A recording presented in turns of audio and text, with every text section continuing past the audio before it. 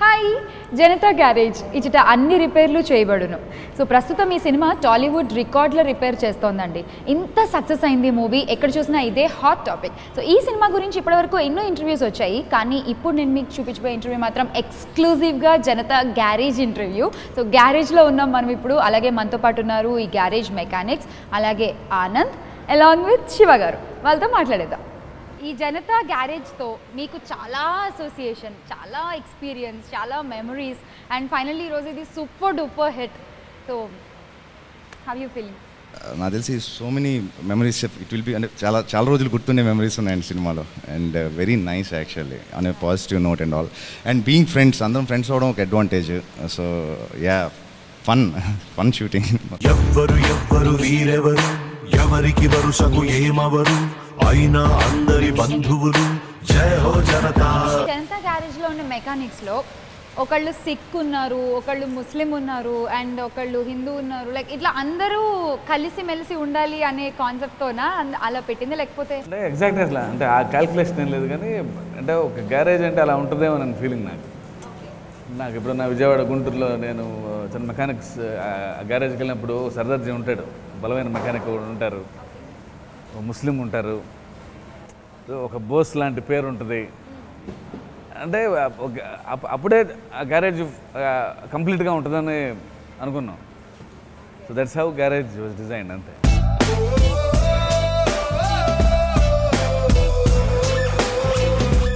రాజీవ్ గారు, మీరు నేను కొత్త అనుకుంటా గ్యారేజ్కి. వీళ్ళందరూ 60 days 50 days పనిచేశారంట.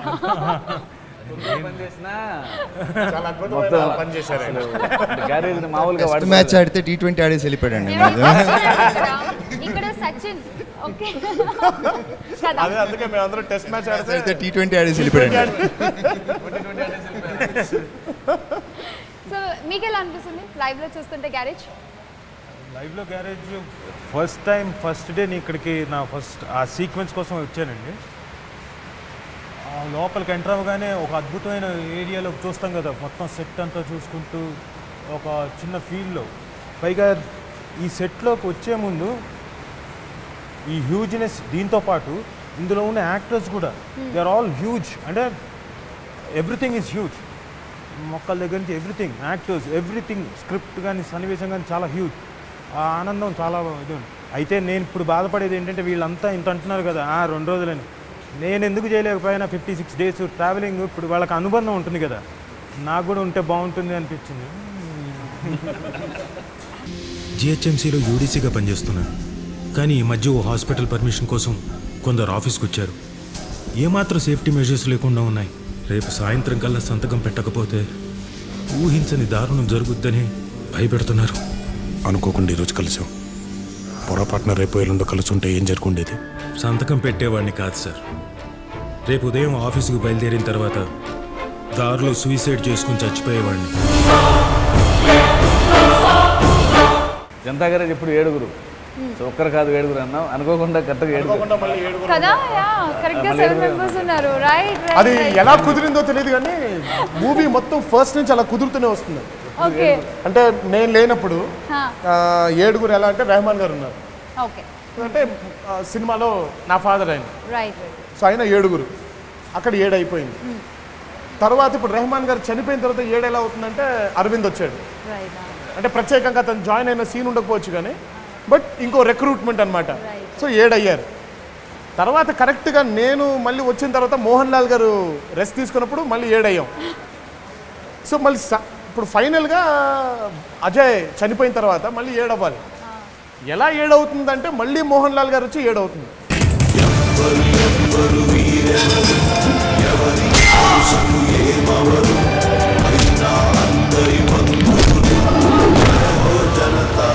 గ్యారేజ్ పద్ధతులు కూడా మారాయి.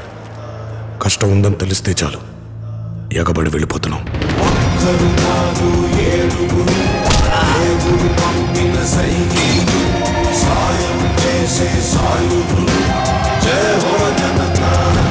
జనతా గ్యారేజ్ ఇచ్చట అన్ని రిపేర్లు చేయబడును. సో బెనర్జీ గారు, మీ అసోసియేషన్ విత్ జనతా గ్యారేజ్? ఇన్ని రోజులు చేసిన తర్వాత లిటరల్లీ నేను ప్రాక్టికల్గా షూటింగ్ అయిపోయిన నెక్స్ట్ డే నేను మార్నింగ్ లేచిపోయి షూటింగ్కి వెళ్ళాలన్న ఫీలింగ్లోనే లేచిపోయా. I don't know I just got up and wanted to go for shooting. Then I realise అప్పుడు అనిపించింది అదే అయిపోయింది కదా షూటింగ్ అనేసి. సో అంత గల అందరం ట్రావెల్ చేసి వెళ్ళిపోవడం అనేది అండ్ చాలా చాలా చాలా సంతోషంగా ఉంది. సో ఇదంతా అయిన తర్వాత టుడే సినిమా ఇంత బాగా ఆడుతున్నందుకు, మంచి సినిమాని ప్రేక్షకులు బాగా ఆదరిస్తూ మళ్ళీ చూస్తున్నందుకు చాలా బాగుంది. నేను సినిమా చూశాను, సినిమాలో ఏడిపించేశారు. తను పర్ఫామ్ చేసి తన ఫీలింగ్ని ఏడుస్తూ కళ్ళంటే నీళ్లు పెడుతూ రియలిస్టిక్గా చేసింది. రియల్లీ నాకు కళ్ళంటే నీళ్ళు వచ్చేసింది. It was great. అయిన గ్యారేజీ చాలా ఒక టెంపుల్ లాంటిది వాళ్ళకి. 100 మంది ఇక్కడికి వస్తారు ఇబ్బందులతో, మేము వెళ్తాము. అలాంటిది ఎవరో కొత్తగా ఒక స్ట్రేంజరు ఒక ఇన్సిడెంట్తో అతనికి వెళ్ళి ఒక ఇన్సిడెంట్తో అతనికి అప్పచెప్పేశారు బాధ్యత. ఏం చేయలేము, ఆయన చెప్పాడు వెళ్దాం. మనం ఎప్పుడైతే వెళ్ళినప్పుడు వాళ్ళు గురయ్యే అనుభూతి అంటే మళ్ళీ పూర్వ వైభవం వచ్చేసింది ఆ గ్యారేజ్కి. సో ఆ లీడర్ ఎవరైతే who's leading the garage, so అది వాళ్ళందరికీ ఏంటంటే ఇట్స్ లైక్ చిన్న ఒక గూస్ బంప్స్ లాగా అనమాట. దట్ వాజ్ అందుకే అజయ్ డబ్బింగ్ చెప్పడానికి వెళ్ళి, Brahmaji and Ajay I think ఇద్దరు డబ్బింగ్ చెప్పడానికి వెళ్ళి రాజీకి ఫోన్ చేసి, ఇన్ని రోజులు కష్టపడ్డాం రా మేము, ఒక సీన్తో మొత్తం నువ్వు ఎలాగ వెళ్ళిపోయావు. నాకు బాగా నచ్చే రియాక్షన్ మాత్రం నాకు బాగా అసలు నచ్చేది, ఫస్ట్ కొట్టగానే మా జాన్ అండ్ బెనర్జీ గారు అలా వచ్చి ఆగిపోయిన తర్వాత ఇంకో షాట్కి కొడితే బీరువా ఊగుతూ ఉంటుంది. ఊగుతూ ఉంటే సంతోష్ ఆ బీరువాని అలా ఆపి అజయ్ వైపు అలా చూస్తాడు ఒకసారి, ఏంటిది మనం చూసేది నిజమా అన్నట్టుగా. అజయ్ మాత్రం సంతోషించి ఉంటూ బీరువాని చూస్తూ ఉంటాడు. అంటే జనతా గ్యారేజ్లో ఫస్ట్ వచ్చింది వీళ్ళిద్దరు అనమాట. తర్వాత మిగతా వాళ్ళందరూ బ్రహ్మాజీ అవ్వచ్చు, జాన్ అవ్వచ్చు, సంతోష్ కానీ, అరవింద్ కానీ. సో అదేంటంటే ఆ బీరువాని నాకు బాగా బాగా బాగా బాగా నాకు ఇష్టమైన. అండ్ మొత్తం అదే ఫైట్లో అందరికంటే కొంచెం వీళ్ళందరూ అగ్రెసివే. బట్ జాన్ ఐ మీన్ ఆ సర్దార్జీ క్యారెక్టర్ వేసిన అతను ఇంకా అగ్రెసివ్ అనమాట. ఓ చిన్న సీన్లో మోహన్ లాల్ గారు ఆర్డీఓతో ఎవరితో డీల్ చేస్తుంటే ఆయన ఏదో రివర్స్గా మాట్లాడుతుంటారు మోహన్ లాల్ గారితో. సో వెనకాల నిల్చొని ఉంటే అతను అలా చూస్తుంటాడు మోహన్ లాల్ గారిని. అంటే నువ్వు ఇంకా ఊరుకుంటావేంటి, కొట్టినా నేను అసలు ఏంటి ఇలా మాట్లాడుతున్నాడు ఏంటి అన్నట్టుగా చూస్తూ ఉంటాడు. సో అతని షాట్ లాస్ట్కి మన శ్రవణ్ అనే క్యారెక్టర్ అలా కొట్టిన తర్వాత షాట్ అసలు అతను ఫస్ట్ అందరికంటే ముందు అతను వచ్చేస్తుంటాడు. అంటే అతనికి బిర్యానీ పెట్టినట్టు అలా ఉంటాడు అసలు. So each and every character has got an emphasis.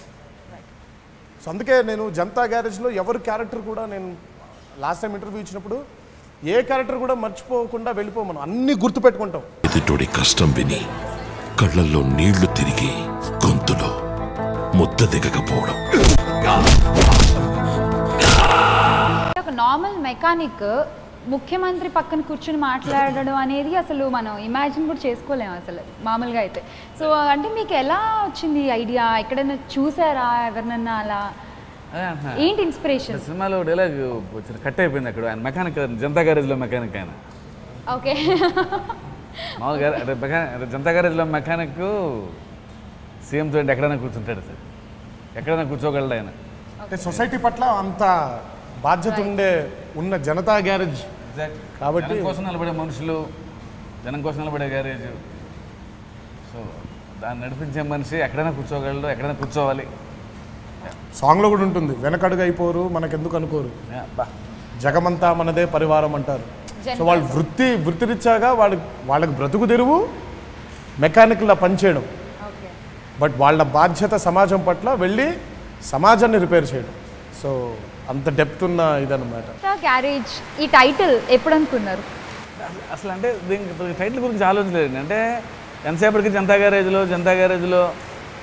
ఆయన జనతా గ్యారేజ్ పెట్టుకున్నారు, జనతా గ్యారేజ్ మూతపడింది, జనతా గ్యారేజ్కి మళ్ళీ ఈయన వచ్చారు, ఈయన తీసుకున్నారు. అంటే ప్రతి పదంలో జనతా గ్యారేజే ఉంది. సో ఈ సినిమాకి ఇంకేం పేరు పెడతాం, మీరు రైటర్ అయినా జనతా గ్యారేజే పెడతారు. చాలా సింపుల్ అయితే నిజం. కరెక్ట్. అంటే క్యారెక్టర్ పేరే పెట్టాలి.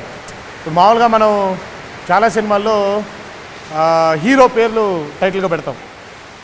సో మా సినిమాలో జనతా గ్యారేజ్ హీరో కాబట్టి సో జనతా గ్యారేజ్ పేరే పెట్టుకున్నాం. ఇది హీరో అండి. సో అంటే మీకంటే కూడా ఇదే ఎక్కువ పెద్ద క్యారెక్టర్ ఉంది సినిమాలో. ఆనంద్ కంటే కూడా Janata garage is having a long character. నేను టెంపుల్ లాగా నమ్మే ఉండేది. మూవీ షూట్ ఉన్నప్పటి నుంచి కూడా గ్యారేజ్ చాలా హాట్ టాపిక్గా ఉంది. అండ్ ఎందుకు నేను ఇటు పక్క నుంచి వెళ్తా కూడా ఓ ఇదే నా జనతా గ్యారేజ్ సెట్ మొత్తం ఇక్కడే లోపల షూటింగ్ జరుగుతూ ఉంది, పీపుల్ మాట్లాడుకుంటా ఉంది, రైట్? సో అరవింద్ ఏంటి అవుట్ ఆఫ్ ఎక్కడికి వెళ్ళిపోయారు అసలు? షూటింగ్ లొకేషన్ సినిమా సక్సెస్ దగ్గర సెట్లో ఉన్నాం కదా, ఏది రిపేర్ చేయాలని ఆలోచిస్తున్నాం. ఇంకా ఏం రిపేర్ చేద్దామా? నాకంటే సినిమాలో యంగెస్ట్ మెకానిక్ ఆయన ఎలా రండి, మేము ఉన్నామండి. అయిన తర్వాత యంగెస్ట్ మెకానిక్ మేమండి. మీరు ఆయన యంగ్ చేశారేంటండి? అంటే మీరు నాకు కథలో చెప్పని ఎలిమెంట్స్ ఇదా? కథలో చెప్పని ఎలిమెంట్ అంటే అతన్ని ఆయన యంగా కాదు కదా అని అప్పుడు అంటే వచ్చి నేర్చుకున్నారు, తర్వాత నేర్చుకున్నాం, నేర్పారు కదా. అరవింద్ చెప్పండి. అరవింద్, సో ఇంత పెద్ద ఓషన్లో యూర్ ఆల్సో డ్రాప్, ఎలా అనిపిస్తుంది? First of all thank you అండి మీకు.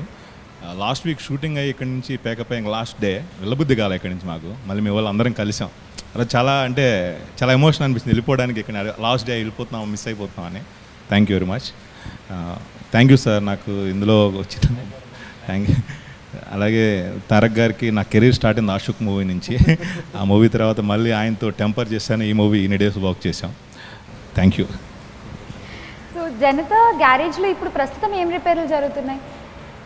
మీరు బయలుదేరితే ఏదో మీరు ఉన్నారు కదా అని కాసేపు గ్యాప్ తీసుకోవడమే తప్ప మళ్ళీ మీరు వెళ్ళిపోగానే మా బట్టలు మేము వేసుకొని బళ్ళు రిపేర్ చేసుకోవడం.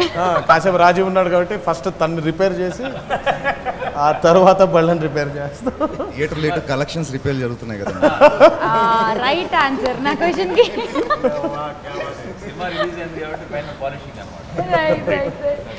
గ్యారేజ్ పద్ధతులు అయితే కొంచెం మారినట్టున్నాయి. అంటే ఇది వరకు కస్టమర్ ఎవరన్నా వస్తే వెళ్ళేవాళ్ళు, ఇప్పుడు తెలిస్తే ఎగేసుకుంటూ వెళ్ళిపోతున్నారు. అంతేనా? ఎగబడి వెళ్ళిపోతారు. సారీ, ఎగబడి అంటే ఇంకా మోర్ పవర్ఫుల్. అంతే ఎగేసుకోవడం వల్ల ఎగబడి కష్టం ఉందని తెలిస్తే చాలు పరిగెత్తుకుంటూ వెళ్ళిపోయేవాళ్ళు. కష్టం తెలియాల్సిన ఉంటే తెలిస్తే చాలు ఎగబడి వెళ్ళిపోతున్నాం. కష్టం ఉందని చెప్తే పరిగెత్తుకుంటూ వెళ్ళేవాళ్ళం, కష్టం ఉందని తెలిస్తే చాలు ఎగబడి వెళ్ళిపోతాం. మీకు సత్యం గారి ఆధ్వర్యంలో బాగుందా, ఆనంద్ ఆధ్వర్యంలో బాగుందా జనతా గ్యారేజ్? ఇది చాలా టఫ్ అండి, చాలా టఫ్ చెప్పడం, చాలా టఫ్. ఎందుకంటే సత్యం గారితో చేయడము అది ఒక యూనిక్ ఎక్స్పీరియన్స్. తర్వాత అన్నగారు రావడము. యాక్చువల్గా నేను ఈ సందర్భంగా ఒక విషయం చెప్తాను అన్నయ్య. నేను స్కూల్లో ఉన్నప్పుడు, మీరు స్కూల్లో ఉన్నప్పుడు, నేను స్కూల్లో ఉన్నాడు ఫ్లాష్ బ్యాక్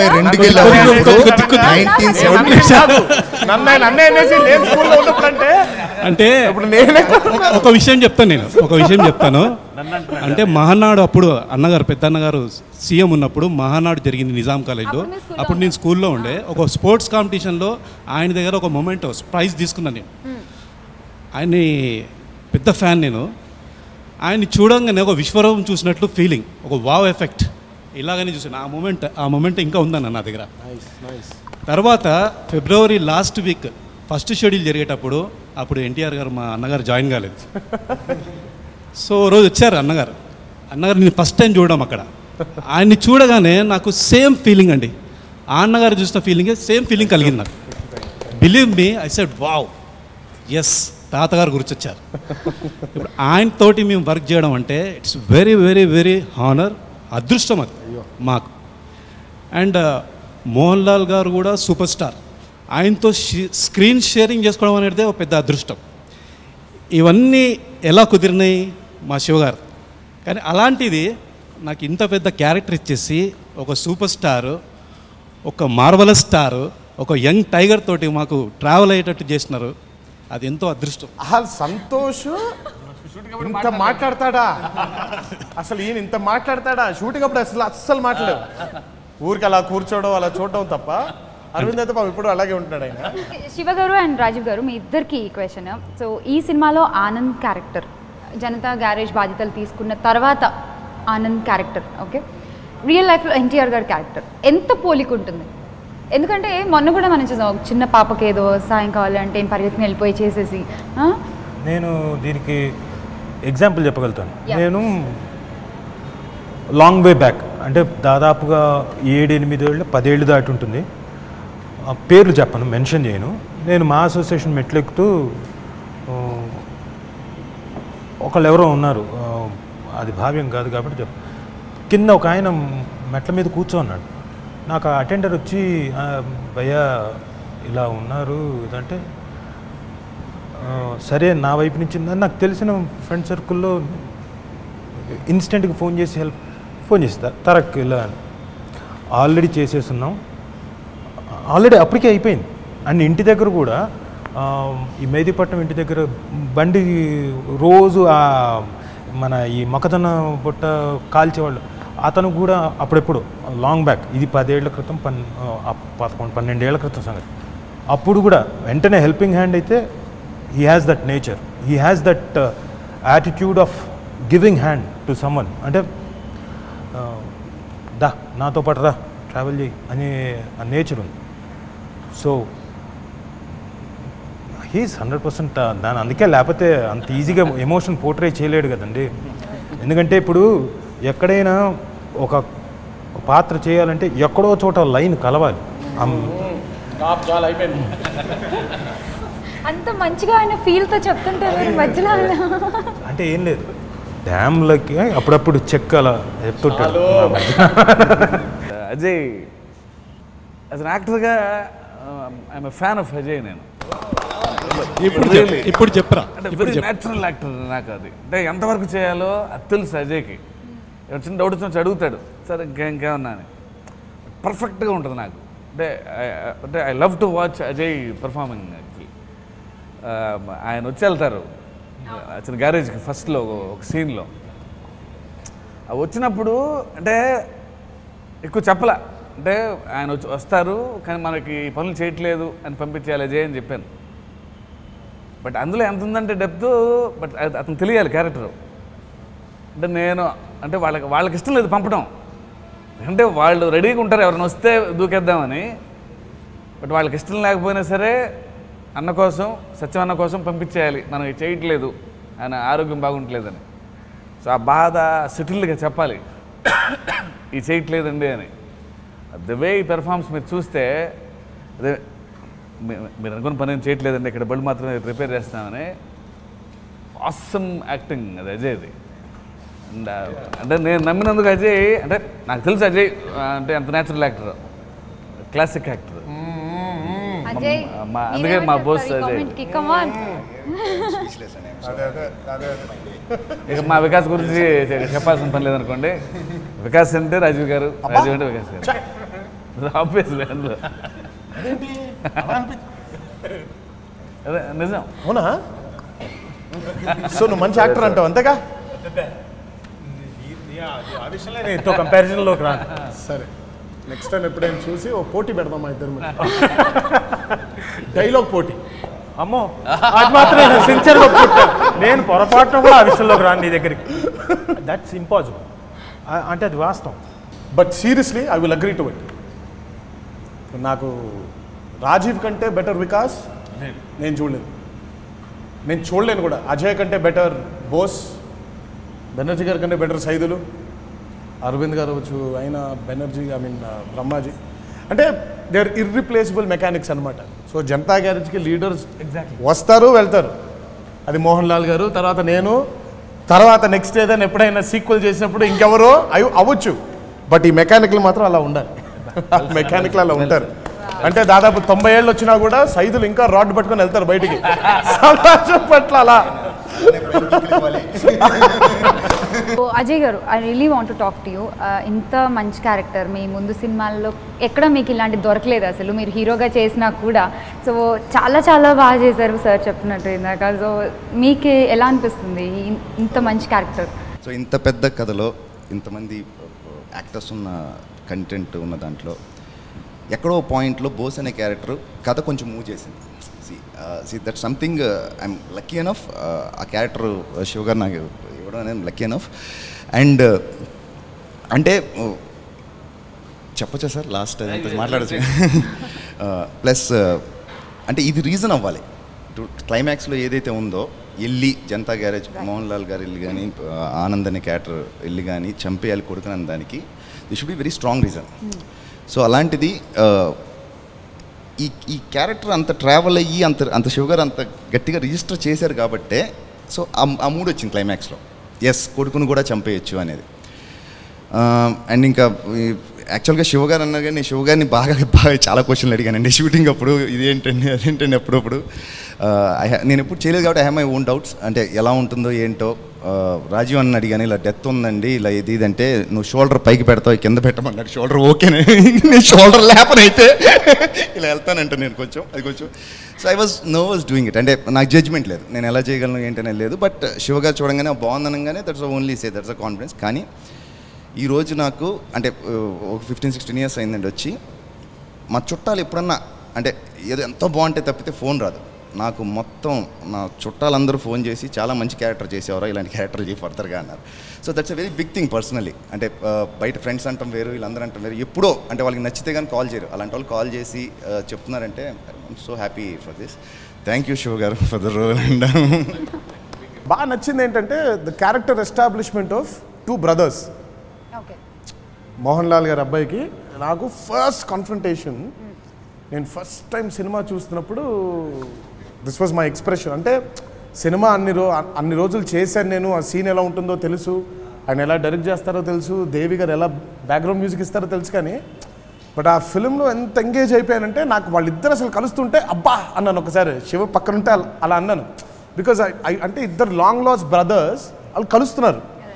కలిసినప్పుడు ఇదంతా చెయ్యొద్దు అని అన్నప్పుడు ఉన్ని ముకుందన్ గారు చిన్నప్పటి నుంచి చెయ్యొద్దు ఇది చేయొద్దు అది చేయొద్దు అనేది బాగా విని బాగా అలసిపోయాను, ఇంకా నేను విన్నదలుచుకోవట్లేదు అని.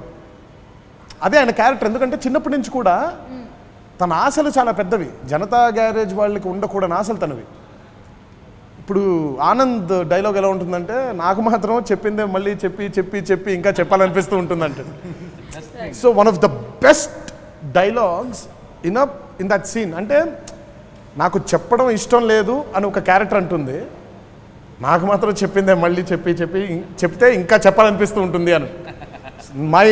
బాగా ఇష్టమైన మాటల్లో అదొక మాట. సో ఇందాక ఎన్టీఆర్ గారు అన్నట్టు లెట్స్ హోప్ సీక్వెల్ సూన్, కానీ మెకానికల్ మాత్రం ఇలానే ఉండాలన్నారు. చూడాలి అంటే మళ్ళీ ఎత్తుకోవాలి. We expect same Anand actually. Same Keshav. Vikas late అయిపోయింది. వికాస్ కి ప్రాబ్లం అయిపోయింది. అతని ప్రాబ్లం సాల్వ్ అయిపోయింది. ఎవరు